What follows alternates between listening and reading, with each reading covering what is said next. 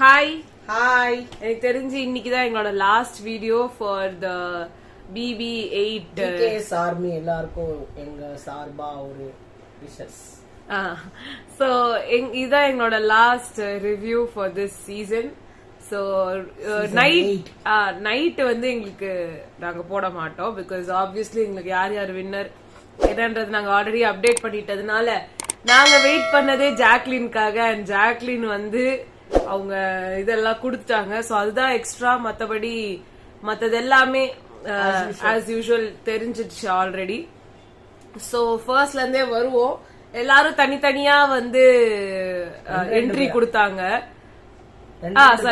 ரெண்டா வந்தாங்க. But already like எப்படி சொல்றது, குரூப்பா இல்லாம ரெண்டு பேரா வந்து அந்த இதெல்லாம் கொடுத்தாங்க. அதுல வந்து அர்ஜுன் OR நீங்க வந்து இன்ஸ்டாகிராம்ல பாத்திருப்பீங்க. அவர் தான் வந்து நடிக்காத முத்து அப்படின்றத வந்து ஒரு ட்ரெண்டிங் இதுவா ஆக்குனாரு. சோ அவர் தான் வந்து ஃபுல் டிஜேவும் பண்ணாரு. அங்கதான் நின்னுட்டு எல்லாத்தையும் பண்ணிட்டு இருந்தாரு.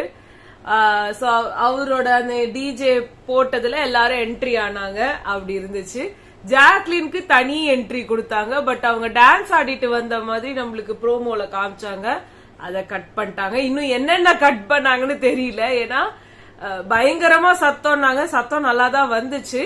பட் எப்படி சொல்றது, முத்துக்குமரனுக்கு கொடுத்த அந்த சவுண்டை விட ஜாஸ்தின்லாம் சொல்லியிருந்தாங்க. இவங்க எல்லாமே பண்ணிப்பாங்க எல்லாமே. இத நாங்க ஆல்ரெடி லைவ்ல சொல்லியிருந்தோம். இந்த மாதிரி சொல்றாங்களே நம்ம அதை பண்ண முடியாது. கண்டிப்பா அவங்களுக்கு நல்ல ஒரு ரெஸ்பான்ஸ் கண்டிப்பா கிடைச்சிருந்திருக்கும் அந்த இடத்துல. அதே மாதிரி வெரி லாங் ஏவி, இவங்க எல்லார விட பெரிய ஏவி 13 மினிட்ஸ் ஏவின்னு சொன்னாங்க. அதுவும் பொய் ஆயிடுச்சு. நாங்க வந்து அந்த பிளாஸ்ட் ஏவின்னு சொல்லி நாங்க ஒரு டைட்டில் வச்சிருந்தோம். அதுலயே நாங்க சொல்லி இருப்போம்ல பிளாஸ்ட் ஏவியா இருக்குன்னு சொன்னாங்க. ஆனா நம்ம வந்தாதான் தெரியும்ட்டு.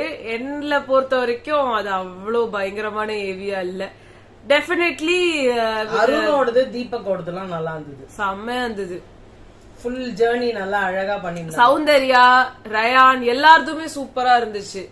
சோ அப்படி பார்க்கும்போது இவங்க ஒரு ஃபைனலிஸ்ட்.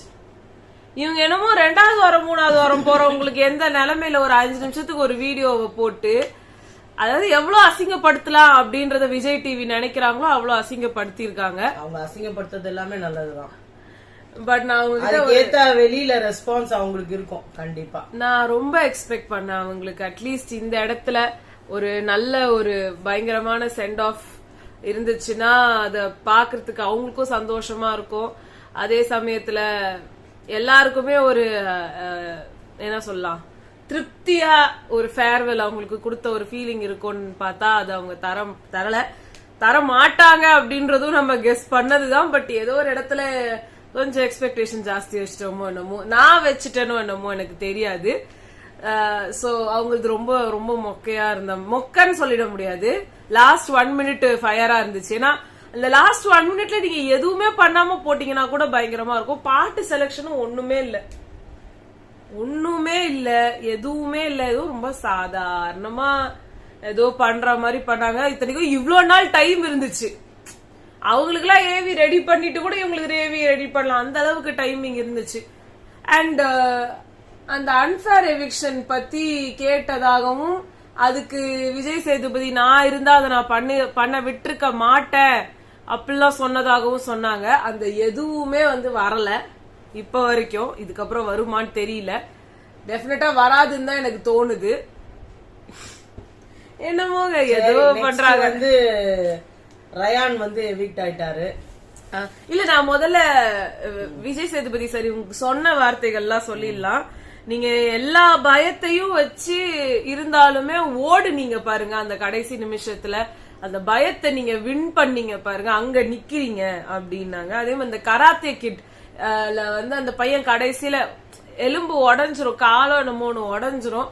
அதுக்கப்புறமா அதை எனக்கு சரி பண்ணிட்டு நான் திருப்பி போய் ஓடுறேன். ஏன்னா எனக்கு அடுத்த வாட்டி அவனை பார்க்கும்போது நான் பயப்படக்கூடாது, நான் ஜெயிக்கிறேன் தோக்குறேன்றது நெக்ஸ்ட் அப்படின்னு வந்து நினைச்சாரு.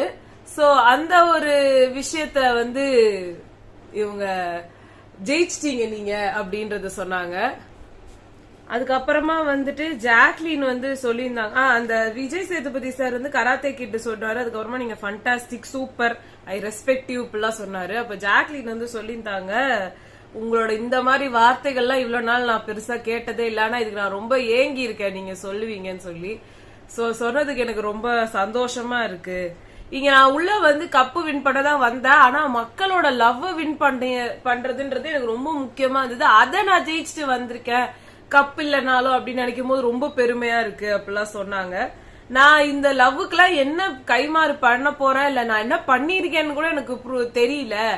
ஆனா நான் வந்து உங்களை எனக்கு தெரிஞ்சு நான் எல்லாரையும் என்டர்டெயின் பண்ணிருக்கேன், கடைசி வரைக்கும் என்டர்டெயின் பண்ணேன்றத மட்டும் நான் வந்து நம்புறேன். நான் 15 வீக்ஸ் நாமினேட் ஆனா என்னடா இது, இந்த பொண்ணுக்கு வாரம் அவனை ஓட்டு போடணுமேன்னு சொல்லி இவங்களுக்கு கடுப்பாயிட போறாங்கன்னு சொல்லி நான் கேப்டராக ட்ரை பண்ணேன், ஃப்ரீ பாஸ் வாங்க ட்ரை பண்ண, எதுவுமே ஒர்க் அவுட்டே ஆகல. ஆனா என்னை இவ்வளவு தூரம் வந்து காப்பாத்திட்டு வந்ததுக்கு நன்றின்னு சொன்னாங்க. அப்புறம் பிரதீப் மில்ராய் பீட்டர் அவங்கதான் வந்து இவங்களோட பாஸ் அப்படின்னு சொன்னாங்க. அந்த பாஸ் ரொம்ப அவங்க வந்து மதிச்சு இங்க வந்து சொன்னாங்க.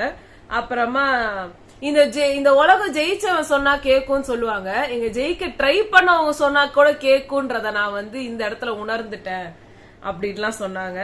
அப்புறமா என்னோட காம்படிட்டர்ஸ் வெளியே இருந்தவங்க சரி உள்ள இருந்தவங்க சரி எல்லாருக்கும் நன்றி அப்படின்னு வந்து பயங்கரமா வந்து ஒரு லைனோட வந்து முடிச்சாங்க. அது பயங்கரமா இருந்துச்சு. அதே மாதிரி ஆனந்தில இருந்து எல்லாருமே ஒன்னொருத்தரா பேசினாங்க. ராணவுக்கு கிளாப்ஸ் இருந்துச்சு, தீபக், மஞ்சரி எல்லாருக்குமே கிளாப்ஸ் எல்லாம் இருந்தது. ராணவ்லாம் பேசும்போது நடுல உட்கார வச்சாங்க, இப்ப கூட வந்து பேசிட்டு இருக்காரு. பட் ஸ்டில் அவர் ரொம்ப வளவளான்றாருன்னு உட்கார வச்சுட்டாங்க. அதுக்கப்புறமா வந்துட்டு மஞ்சரி சொன்னது ஒண்ணு ரொம்ப நல்லா இருந்துச்சு. நான் வந்து எங்க அப்பா கூட இருந்த ஒரு பாண்ட வந்து நான் புதுப்பிச்சிருக்கேன். ஏன்னா இப்படி வன்மத்தோட இருந்தவங்களோடய நான் சமாளிச்சிட்டேன்னா அவங்க அப்பா தானே அப்படின்றதோட இருந்தவங்களோட சமாளிச்சுட்டு அவங்களோட சிரிச்சு பேச முடியுது இல்ல. அப்போ நம்ம சொந்த அப்பா, அவர்கிட்ட நம்ம ஏன் அந்த வன்மத்தை காட்டணும் அப்படிங்கிறது. பிகாஸ் அவங்களுக்கும் அவங்க அப்பாவுக்குமே கொஞ்சம் எது எடுத்தாலும் பிரச்சனை வரும்னு சொல்லி உள்ள சொன்னாங்க. அப்ப கூட அவங்க அம்மா கூட கிட்ட கூட கேட்டாங்க, அப்பா வரலையான்னு. வரல, அவரு வெளியே போயிருக்காரு. வரலையா, சரி விடு அப்படின்னாங்க அவங்க. சோ அது ஏதோ ஒண்ணு இருக்கும் போது நமக்கு அதானே தோணும், இந்த மாதிரி ஜென்மங்க கூடயே வாழ்ந்துட்டு திரும்பி பேசுறோம். சொந்த அப்பா நமக்காக எவ்வளவோ நல்லது பண்ணிருப்பார்ல, அதுல ஒரு நல்ல கெட்டதை நம்ம பெருசாக்கிக்கிறோம்ல அப்படின்னு தோணு இருக்கோம்ல.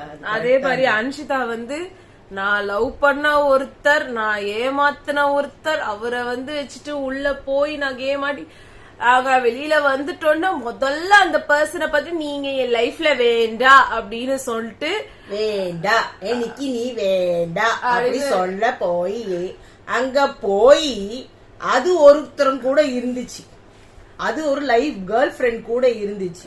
அந்த வீட்டுக்குள்ள எனக்கு துரோகம் பண்ணிச்சு அப்படின்னாங்க. நீங்க உள்ள அவங்க வந்து இந்த வீட்டுக்குள்ள ஏதோ கேர்ள் ஃபிரெண்ட் இருக்குன்றாங்க, அது என்னன்னு தெரியல. அர்ணவுக்கு என்ன கேர்ள் ஃபிரெண்ட்னு தெரியல. அது வீட்டுக்குள்ள இல்ல, அவங்க வீட்டுக்கு போய் பார்த்தாங்களாம். அங்க போகும்போது நீ எனக்கு வேணான்னு சொல்ல போனா அங்க அவர் தன்னோட கேர்ள் ஃபிரெண்டோட இருந்தாராம் அந்த வீட்டுல.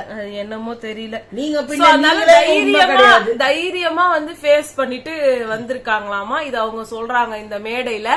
சோ தைரியமா பேசினவங்க ஏன் அர்ணவன்ற பேரை சொல்லல, என்னமா அது அவங்களோட இது. சோ இந்த இடத்துல இவ்வளவு பெருசா வந்து அன்ஷிதா இந்த ஒரு விஷயத்த உட்காந்து பெருசாக்கணும்ன்ற இத வந்து அவங்க கேம் அப்ப கடைசியில ஒண்ணுமே சான்ஸ் கொடுத்தல்ல அத சொன்னாங்களே, அத சொல்ல பாடிக்கலையே நீ. ஒரு ஷோ வந்து அவங்க பண்றாங்களா, நாங்க ஆல்ரெடி அம்மா சொல்லியிருந்தாங்க ஜோடி ஷோல வந்து வராங்கன்னு சொல்லி. சோ ரயான் வந்து எலிமினேட் ஆயிட்டாரு. வந்த உடனே வந்து ஹாய் ஜாக் அப்படின்னாரு, நான் ஜாக்லின் பக்கத்துல போய் உட்காந்துக்கிறேன்னாரு. அது ரொம்ப அழகா இருந்தது. அந்த அவ்வளோ அழகான ஒரு பார்ட்ட வந்து ஜாக்லினோட ஏவில இருந்து தூக்கிட்டாங்க அப்படின்னு பாக்குறதுக்கே எனக்கு ரொம்ப ரொம்ப ரொம்ப எடுத்துட்டாங்க. இன்னும் ஏதோ பேசுறாரு ஜாக்லின்காக. இன்னும் எங்களுக்கு ஏதாவது வேற ஏதாவது இருந்துச்சுன்னா திருப்பி நாங்க ஒரு வீடியோ போடுறோம் டெஃபினட்டா. சோ இத வந்து பார்க்கவே வந்து ரொம்ப சந்தோஷமா இருந்தது, ஜாக்லின் அங்க சிரிச்சுக்கிட்டே வர்றத பாக்கும்போது. சோ இதுக்கு மட்டும் ஒரு வீடியோ, மேபி இது முடிஞ்சோடனே இன்னும் நிறைய இன்ஃபர்மேஷன் இருந்தா அதுக்கு இன்னொரு வீடியோ நாங்க போடுறோம். பட் ஆமா. சோ தேங்க்யூ அண்ட் பாய், வணக்கம்.